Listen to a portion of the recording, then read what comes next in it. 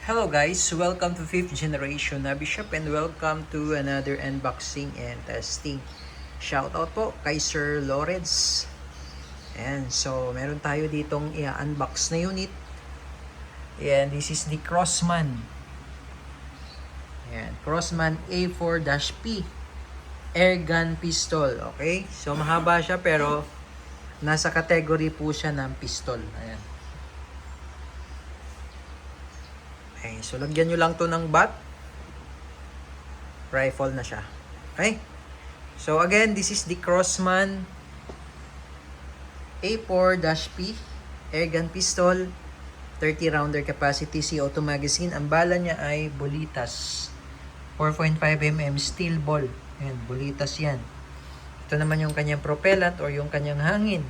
That's 12 GCO2. So, ang isang CO2 is good for 60 shots, more or less.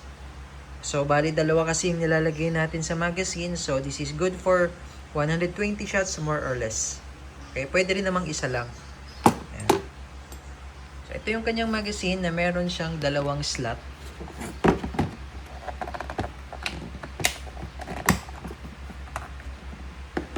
Ayan. Always dito tayo una maglalagay sa may left slot. Ayan, meron pong naka-indicate na first. Dito po tayo una maglalagay ng CO2. Pwedeng isa or dalawa yung ilalagay nyo. Ayan. Drop down magazine, 30 rounder capacity. Okay, and then meron siyang kasamang red dot optic. Yan yung nakakabit. Yan yung red dot optic. Tapos, meron siyang quad-rail Picatinny system na pwede nyo siyang lagyan ng accessories dyan. No? Pwede kayong maglagay dyan ng flashlight. Pwede kayong mag-mount dyan ng flashlight. Pwede rin kayong mag-mount dito ng foregrip. No? Dito sa ilalim. Pwede nyo lagyan ng foregrip yan. Ayan. So, ayan yung red dot na kasama out of the box. Okay, so sa kabila naman, nandito yung kanyang switch. Selector switch para sa safety, semi-auto, and full auto. So mamaya testing natin to. Ayan. Okay. So it's a compact. No, dahil nga nasa category pa rin siya ng pistol, pero pag lalagyan mo siya ng bat, mukha na tong rifle. Okay, so again, ang bala niya Bolitas, no? 4.5mm, Bolitas po yan. Ayan, Bolitas yan. Kasi auto-powered. Okay, so load tayo. Pakita ko lang yung optic niya. Okay. So, andito yung kanyang battery slot. Ito. Ang battery niya ay CR2032. Ayan. Tapos, pwede naman kayong magpalit ng ibang red dot kung gusto nyo mag-upgrade. Ito yung kanyang out of the box na kasama. Tapos, ito yung kanyang switch. Yan. Sa level 2, makikita natin. Wait, pakita ko sa inyo yung red dot.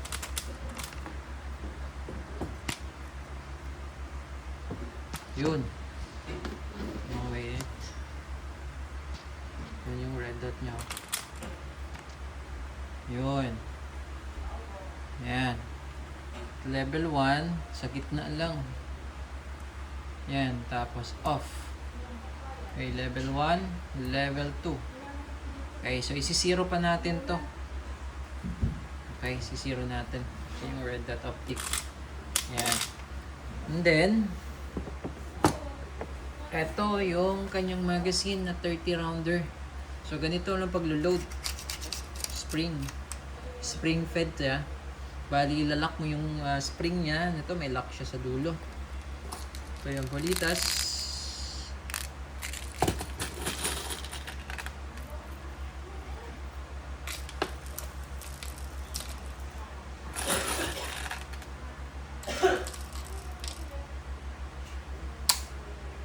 Ayan, 30 rounder capacity. Nandito na rin yung kanyang allen tool. Okay, so lalagyan natin ng dalawa. So make sure lang na laging nasa left slot yung unang lalagyan. Paano pag nilagyan mo yung right side, yung una mo nilagyan, halimbawa yung right side ang una mong nilagyan ng CO2, sisingaw lang siya. Sisingaw lang siya kasi ito yung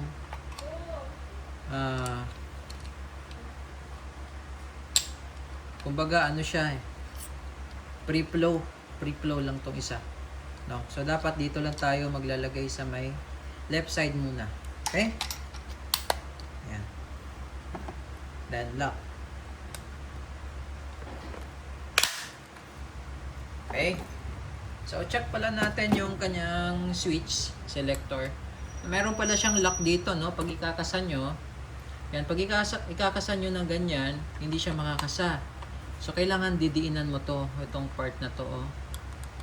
Yan, pag ikakasan mo ganyan. Yan, didiinan mo siya. No? Ano siya, same din siya sa mga real steel. Kapag i-open bolt mo siya, pwede mo siyang i-open bolt. Ito, baba mo lang, press mo lang tong kanyang bolt release pababa. Press mo lang pababa, tapos kasa mo, ikakasa mo. Then balik. Yan, okay? Naka-bolt release na yan, oh. Diba? Naka-open bolt siya. Kumbaga, sorry, naka-open bolt pala, hindi bolt release, naka-open bolt. Tapos sa bolt release, ito lang 'yon, pindutin mo. Ito. Yan. Tapos pag i-open bolt mo siya, yung sa bolt release itong nasa taas. Pag i-open bolt mo, itong nasa baba. Press mo lang yung nasa baba. Katulad sa totoong baril din, no? Yan, oh. Tapos balik. Ayan. Naka-open bolt siya, no? Okay. Tapos lagay natin sa safety. Lagay natin sa safety. Yan. Working, no? Parang sa totoong baril. Parang sa totoong baril. Ganun po gumagana ang totoong baril. Ayan. Diba? Okay? Semi-auto, full auto. So, lagay lang muna natin sa safety. Insert the magazine. Ito pala yung kanyang mag-release, ha? Mag-release. Okay, insert the magazine. Okay, so naka-insert na yung magazine, pero hindi pa tayo naka-release. Hindi pa tayo naka-bolt release, no? Mamaya, pag binolt release natin yan, kakasa na yan. Okay, kaya mamaya. Okay, so testing natin Crossman A4P. Okay, testing Crossman A4P. A4P. Pistol. Ayan. Okay, nasa category pa siya ng pistol. So, ayun. So, naka-open bolt tayo. Bolt release lang. Then, kakasa na yun. Yun. Okay, so dito tayo muna sa semi-auto. Sa gitna lang ang semi-auto. Tingnan natin kung naka-zero ba yung red dot niya, no? Hindi natin ginalaw muna yung red dot natin kung naka-zero ba siya. And firing. Diba? Okay. So naka-zero naman. Natin konting adjust na lang siguro to. Mababa siya. Mababa siya ng konti. Konti lang.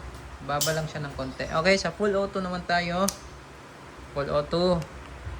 And firing. Nakita nyo naman yung target. Di ba? Ayan, oh. Ayan yung red dot, oh.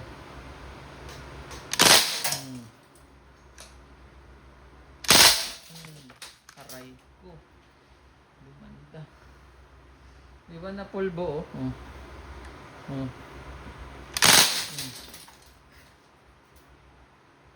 Na pulbo.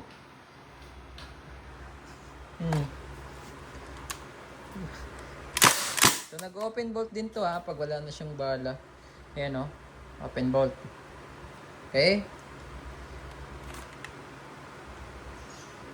Bolt release. Hammer down. So medyo konting adjustment lang sa red dot. Good to go na. So ang adjustment pala siya, adjuster niya ay nandito, ayan, oh. Up and down. Yan yung elevation. Dito naman po yung left and right or yung windage. Ayan o. Kita nyo naman, nadurog. Nadurog o. Ba? Durog, nadurog. Solid to guys. Crossman A4V.